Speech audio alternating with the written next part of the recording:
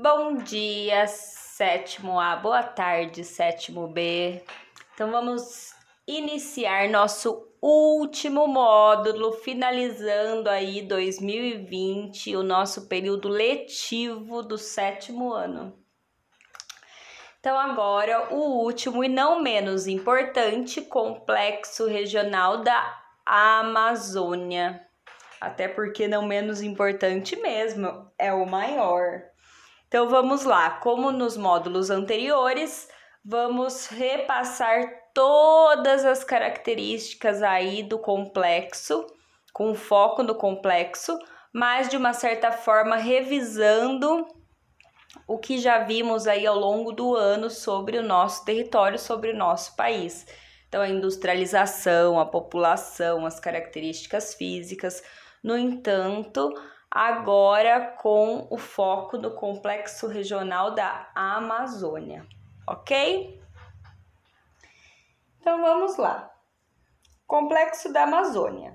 Ao todo, ele é composto por 5 milhões de quilômetros quadrados. É o maior dos 3 complexos em extensão territorial, ok?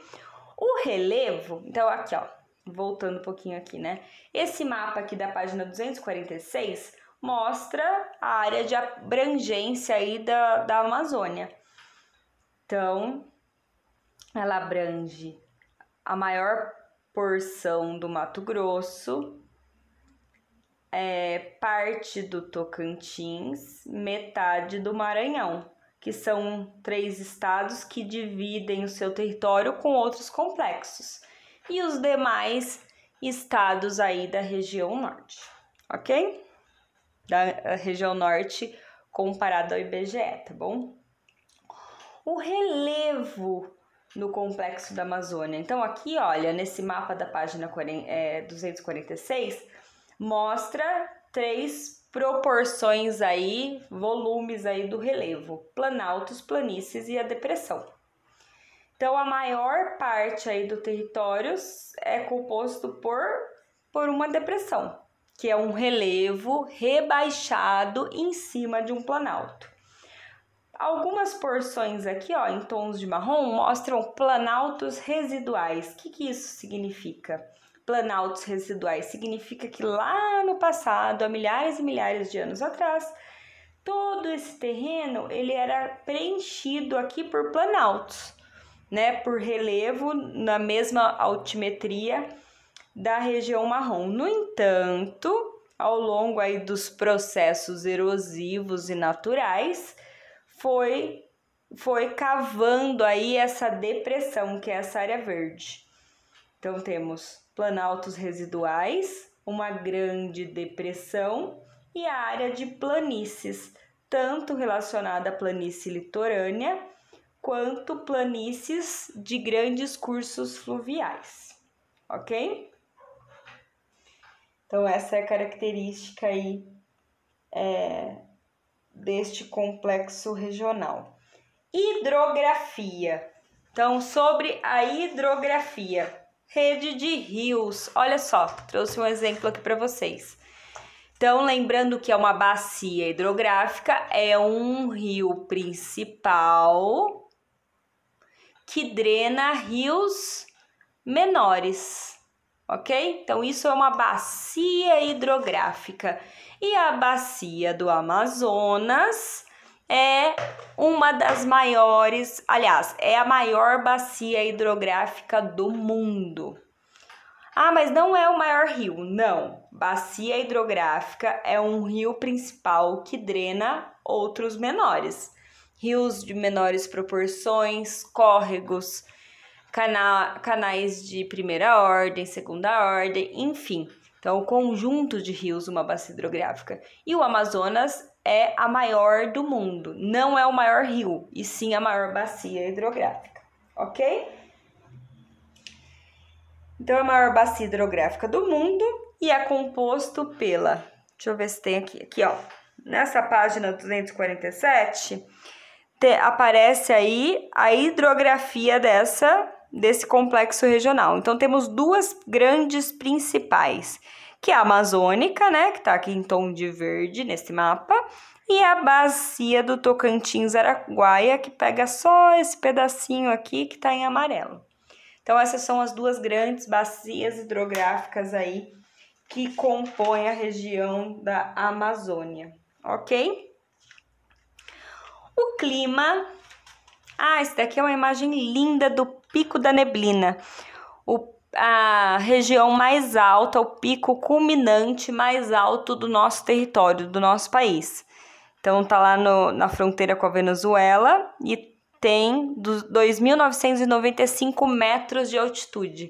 Lembrando que a altitude é do nível do mar até onde a gente se encontra, ou seja, bastante aqui, né? Quase 3.000. Ok? Então, ainda sobre a bacia hidrográfica, que tem algumas informações bem gerais do Rio Amazonas, que é o principal aí que drena toda essa região, essa imensa região, né?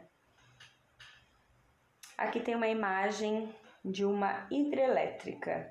O grande volume de água dos rios da bacia do Amazonas propicia a instalação de hidrelétricas, como as do Tucuruí e a de Belo Monte, no Pará, e as de Santo Antônio e Jiraú, em Rondônia. Na foto de 2014, a usina hidrelétrica de Tucuruí é a maior aí da região, em volume de água principalmente. Em funcionamento, despejando grande volume de água no lago de mesmo nome. Então aqui percebe nessa imagem a grande proporção aí. Aqui nesse Você Sabia mostra o encontro das águas de dois afluentes aí do Rio Amazonas, que é o Rio Negro e o Solimões. Então a coloração da água deles é diferenciada, porque eles vêm de regiões diferentes, e o que dá essa coloração diferenciada aí para a água? O relevo que eles cortam, até porque o tom da água de um rio, né, tá relacionado à base dele, então por onde ele passa. Então a gente percebe que o Solimões aqui ele é mais barrento, né, tem uma coloração mais marronzinha, e o Rio Negro ele é bem escuro e aparentemente uma água sem muitos sedimentos. Então tá relacionado ao terreno que eles passam, ok? O clima aí nesse complexo regional, predominantemente, é o clima equatorial. Vocês já conhecem esse clima. É um clima muito quente e muito úmido ao longo do ano, até porque temos uma quantidade imensa de rios, né? Ou seja, de água no sistema, e uma vegetação ainda bastante intensa aí na região, ok? Esse climograma, que vocês sabem que eu sou apaixonada por climogramas, que é esse gráfico que mostra a quantidade de chuva e a temperatura de uma determinada região, mostra dois climas equatoriais diferentes aí na região. Então tem a presença do clima equatorial úmido, então que tem uma grande quantidade de chuva ao longo do ano, e as temperaturas não possuem muita oscilação, né? Então gira em torno aí de 25 graus ao longo do ano todo, tendo alguns picos com uma temperatura um pouquinho maior, mas não tão variada. E a quantidade de chuva também não tem oscilação. Então, ó, o mês que mais chove é maio, aqui nesse caso, nesse gráfico, é maio, e o que menos chove, sendo que não é tanta diferença assim do mês que teve maior ocorrência de chuva, é o mês de outubro, ok?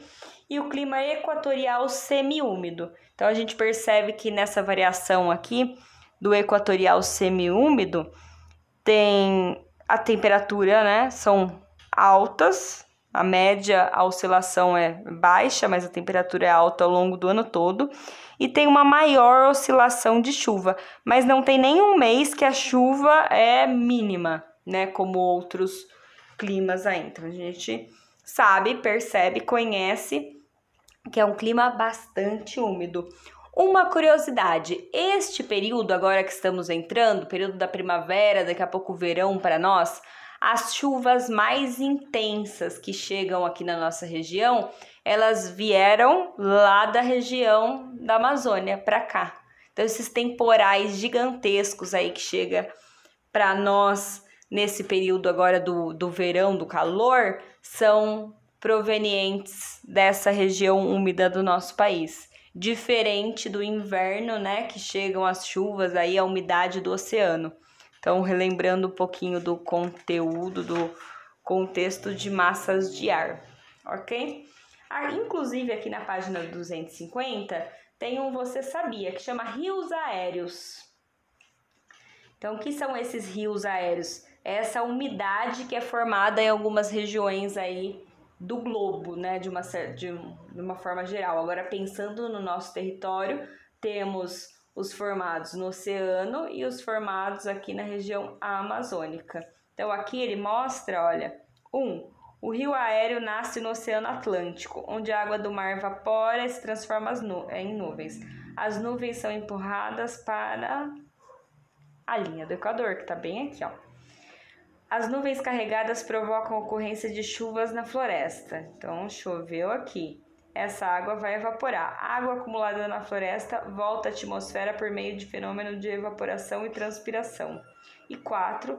As novas nuvens se direcionam para o centro-oeste, o sudeste e o sul, fazendo chover nessas regiões. Então, aqui é formada a frente, chove aqui, evapora novamente, vem de novo e chega aqui para nossa região, principalmente nesse período. Tá bom? Uma curiosidade aí para vocês. Não diferente que já estamos acostumados, quando falamos de clima, falamos de chuva, de calor ou de frio, agora vamos falar de vegetação. Plantinhas, essa beleza maravilhosona da natureza. Então, a vegetação amazônica. Então, a vegetação é composta também por floresta equatorial. Quais são as características dessa floresta equatorial? São árvores de grande porte, com folhas latifoliadas. Vocês lembram desse nome? Então, o que significa folhas latifoliadas? São folhas grandes, né? Adaptadas a um ambiente bastante úmido e quente.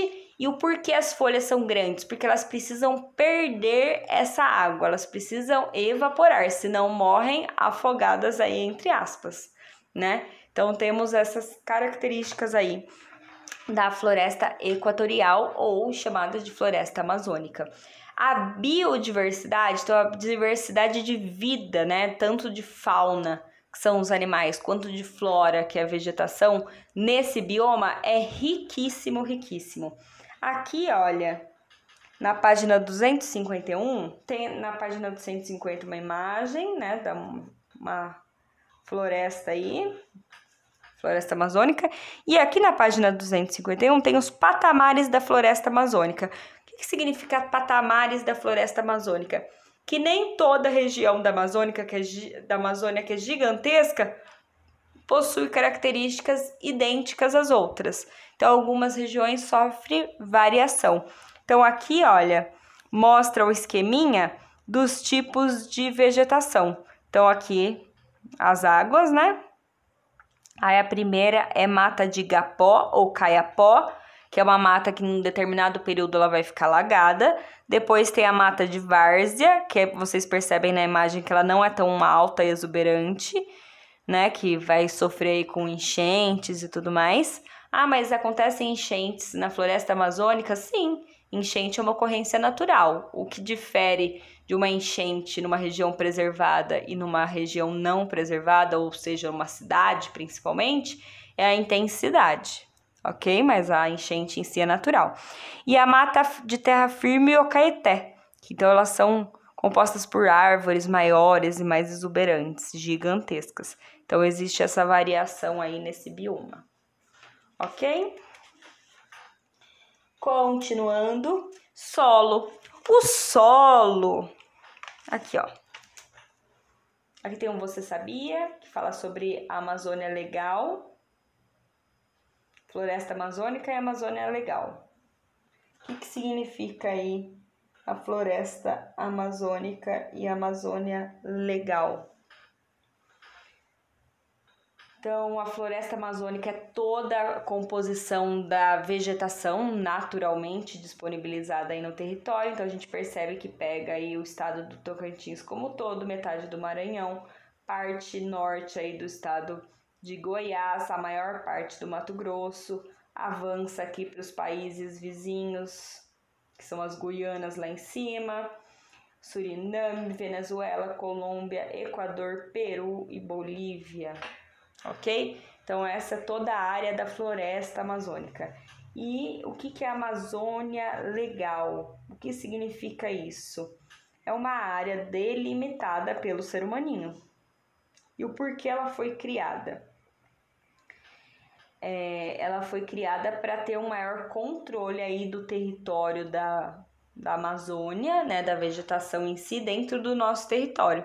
Tanto que ela abrange aqui, olha, somente nosso território. No caso aqui da Amazônia Legal, ela não ultrapassa os territórios vizinhos, certo? E falando de coisa maravilhosa e da natureza que é perfeitona, tem que chegar quem? O ser humaninho para estragar alguma coisa, não é verdade? Nós já sabemos sobre isso. Ah, só uma informação aqui. O solo na Amazônia é diferente do que a gente imagina, até porque a gente sempre fala, mas o bioma da Amazônia tem uma vegetação exuberante, gigantesca, de grandes proporções e tal. O solo da Amazônia é um solo pobre. Há pesquisadores que dizem que o que acontece, porque esse solo é pobre em nutrientes? Pela quantidade de chuva. Então a chuva, o excesso aí de chuva todos os dias e chuvas torrenciais que são com grande volume de água, o que acontece? Ela lava o solo e tem um nome para isso, se chama lixiviação. Então essa lixiviação, que vocês já conhecem essa palavra, é a lavagem do solo e a retirada dos nutrientes. Então quem devolve esses nutrientes para o solo, né? Das características que esse solo já possui, a falta de nutrientes, é a vegetação. Mas por mais que exista uma variedade imensa aí da biodiversidade, principalmente da flora no domínio amazônico, é um solo bastante pobre, lixiviado, ok? Os habitantes do complexo da Amazônia. Então vamos lá. Então, de todos os complexos regionais, o da Amazônia é o que possui menor número de habitantes total. Então, uma concentração muito menor. Consequentemente, a densidade demográfica também é minúscula, ok? Nessa região, possui cerca de 400 mil indígenas. Nossa, mas é bastante gente? Não. Por quê? Porque, considerando que os indígenas eles já estavam no território e são autóctones, uma população local, é um número minúsculo aí em comparação ao passado e à realidade que deveria existir, ok? Além disso, mesmo tendo uma concentração populacional pequena comparado aos demais complexos, as riquezas culturais aí desse complexo é gigantesca. Então, existe uma multiculturalidade, né, onde misturou os indígenas, que é o povo local, os portugueses que chegaram para explorar nosso território, os africanos que foram trazidos no período da escravidão para o nosso território e é a base também do nosso processo de miscigenação e da formação do que somos hoje, que somos os brasileiros. E também, um outro período, a entrada de nordestinos aí na região do complexo da Amazônia. Ou seja, existe uma multiculturalidade, uma mistura aí de culturas, ok? E aí, onde a gente enxerga essa mistura? No que a gente tem como base a cultura. Então, nas festas, na religião, nas manifestações culturais, na vestimenta, nos dialetos, na comida. Então, essa mistura aí desses povos trouxe para a região da Amazônia uma riqueza cultural muito vasta, ok? Sobre a economia. Então, a base da economia aí da Amazônia, sabemos que é o extrativismo, né? A retirada de recursos naturais. Mesmo nos últimos anos, a região também ganhou outro setor da economia. Então, o que predomina é o extrativismo, que faz parte do primeiro setor da economia, mas nos últimos anos houve um crescimento aí do setor industrial na região da Amazônia, né? E quais foram essas atividades? O extrativismo vegetal com foco na indústria, né? E o alumínio. Então, assim como a implantação da Zona Franca de Manaus. O que isso significa? A Zona Franca de Manaus foi uma região criada em 1967 que surgiu aí como um polo industrial na região. Então, tem uma maior concentração de indústrias. Mas, mesmo assim, do ponto de vista da economia, a principal atividade aí continua sendo o primeiro setor da economia e o extrativismo, ok? Extrativismo vegetal e o mineral. O extrativismo vegetal, sabemos, né? Acompanhamos ainda mais agora com esse período de globalização, onde as informações circulam de forma mais rápida e clara para nós, né? A partir do nosso conhecimento aí também. Infelizmente, o extrativismo na Amazônia, grande parte deste extrativismo é um extrativismo predatório, ou seja, que ocorre, mas que tem grandes danos aí para o meio ambiente. Aí a gente acrescenta aí a agricultura chegando cada vez mais próximo nesse bioma, o que traz um impacto ambiental gigantesco de vários pontos de vista, do solo, da fauna, da flora, enfim, social também, né? O desmatamento, que é um problema gigantesco que acontece há décadas e décadas dentro desse território. O extrativismo mineral também é muito explorado aí nessa região. Então, de extrativismo mineral tem o que? O ferro, o manganês, o ouro, o cobre e a bauxita. Aqui na página... Aqui, ó. Na página 258 e 259, tem imagens aqui do extrativismo vegetal. Então, aqui é retirada das árvores, né? Que essa é predatória demais, assim. Aqui é a retirada do látex, que é o extrativismo menos predatório que tem, porque o impacto é mínimo. O extrativismo mineral. Então, aqui tem uma reserva de minerais na Amazônia, que são entre as maiores do mundo. Lá são encontrados, entre os minérios, ferro, bauxita, manganês e ouro. Então, aqui tem uma usina de retirada aí de coisas. E aqui na página 259 tem um mapinha que mostra duas grandes áreas de retirada de recursos aí. Então, a Serra dos Carajás e o Vale do Trombetas. Então, o Vale do Trombetas é essa região verdinha aqui. E o dos Carajás é essa região vermelhinha. Tem um documentário, inclusive, que mostra aí o início da exploração dos Carajás, Serra Pelada, enfim, bem interessante. E teve um documentário, uma minissérie que passou uma vez na TV sobre. E aqui, Serra dos Carajás é uma das maiores reservas de ferro do mundo. Para explorá-la, foi necessário fazer investimento em grande porte de infraestrutura, como a construção de usina hidrelétrica, a linha férrea para escoar a produção. Então, aqui é uma imagem de satélite. Olha isso. Isso porque é uma imagem de satélite, tá? Aqui, ó, para vocês terem uma noção, uma cidade. Olha a pontinha do meu lápis, tá vendo? E olha a diferença aqui com a mineração. Então, são áreas gigantescas. A agropecuária. A agropecuária que acontece nessa região, a gente chama de agropecuária extensiva tradicional. Vocês já conhecem o que é a produção aí extensiva. Então, são grandes áreas sem tanta infraestrutura, por mais que exista ali um investimento. no caso da criação da pecuária específica, e da agricultura está relacionado a alguns produtos específicos. Então, eu peguei aqui na informação de vocês, ó, essas imagens aqui, a juta, que é esse material aí utilizado para fazer várias coisas, inclusive tecido, enfim, a base da indústria aí, a mandioca, o feijão, o arroz e o milho. Então, são produções locais, mas que suprem parte da necessidade aí interna, ou seja, aqui dentro do nosso território, ok?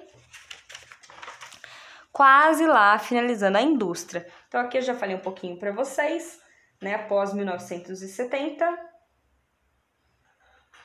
a pecuária ganha um foco no mercado externo, ou seja, a criação de gado, né, em grandes proporções, passa a ser realizada para ser vendida para outros países, então para suprir a necessidade do mercado externo. A indústria, depois de 1967, foi criada a Zona Franca de Manaus, que é um polo industrial da região, né? E é um polo bastante diversificado. Ah, mas será que eles fazem só a primeira produção de algumas coisas? Não, é um polo bem desenvolvido, ainda mais para a região. Então, um polo diversificado. Tem empresas de tecnologia, têxtil, refinaria, enfim, várias linhas aí da indústria. E aí o último tópico aqui fala dos conflitos e desafios do complexo da Amazônia. Então, esses conflitos e desafios está entre os madeireiros, pecuaristas e agricultores. Então, o que acontece? Sabemos que as maiores reservas indígenas concentram aí nesse complexo regional. Essas terras indígenas, como o nome já diz, têm um dono, que são os indígenas, né, por um processo histórico aí, mas que infelizmente, em nome de um desenvolvimento de um poder e muitas vezes de forma irregular, aliás, a maioria das vezes de forma irregular e violenta, madeireiros, pecuaristas, agricultores e garimpeiros tentam adentrar aí a esses territórios para fazer uso dos recursos, que não pode acontecer, né? Então, um dos maiores problemas é esse conflito aí, onde os indígenas tentam manter suas terras, né, para sua sobrevivência, e o ser humano, homem branco, principalmente esses que eu já falei, garimpeiros, agricultores, pecuaristas, invadem essas áreas a fim de fazer o uso comercial, né, em busca aí de um desenvolvimento, ok?